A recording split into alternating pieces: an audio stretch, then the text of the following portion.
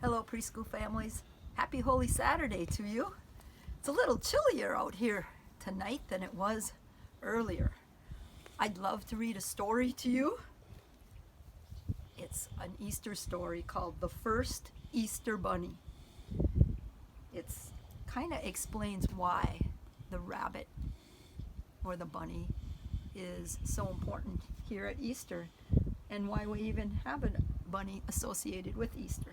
This book is written by Frick Lewandowski and the pictures are by Anne Shaper Englot.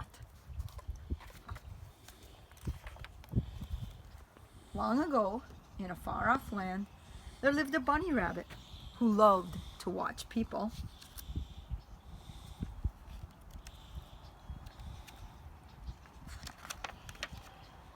He loved to watch people help each other walk. He loved to watch people as they made things from wood, like tables and chairs. He loved to watch them bake breads and cakes, and he loved the smells that came from the oven as cookies baked. He loved to watch the children play. They always seemed so happy and free. And one day people from the town were lining the streets. The rabbit was excited to see a parade. The people shouted, "Hosanna!" as the man rode by on a donkey. How exciting, thought the rabbit. He must be a king or someone very special. A few days later, there was another parade in town. This time the rabbit drew a little closer. He saw a man carrying a cross. The man had a crown of thorns on his head. This parade sure seemed different from the one a few days earlier. The rabbit stayed at a safe distance as he followed along. Just outside the town, the parade went up a hill, not too far from where the rabbit lived. Then the rabbit saw 3 crosses being raised. He wanted to get a closer look, but he waited until most of the crowd had left. When it seemed safe, the rabbit moved closer. He saw that the man on the cross was the same man who rode the donkey in the parade a few days earlier.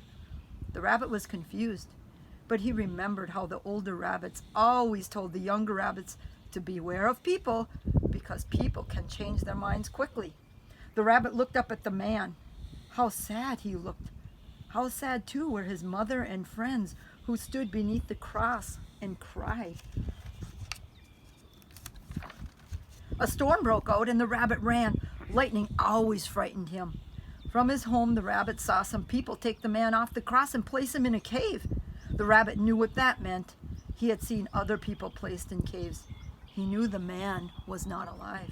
A few days later, the rabbit awoke before dawn. He heard some rumbling and he went to investigate. He walked to the cave where the man was buried. He had entered it many times before, but this morning, a huge stone covered the entrance. The cave had become a tomb. The ground shook and the stone rolled back and forth until the entrance to the cave was open again. A bright, beautiful light, brighter and more beautiful than any light the rabbit had ever seen before, filled the cave. The rabbit went to investigate. Just as he got to the opening of the cave, a man started to come out. The rabbit looked closely at the man.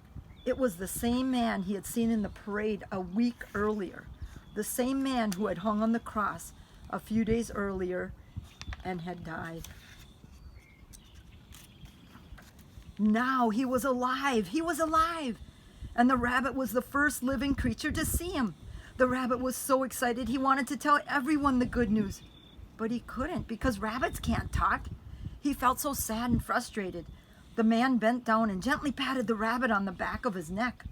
"My little friend," he said, "because you were the first living creature to welcome me back to life, I want you to bring joy to all the little children who will ever live.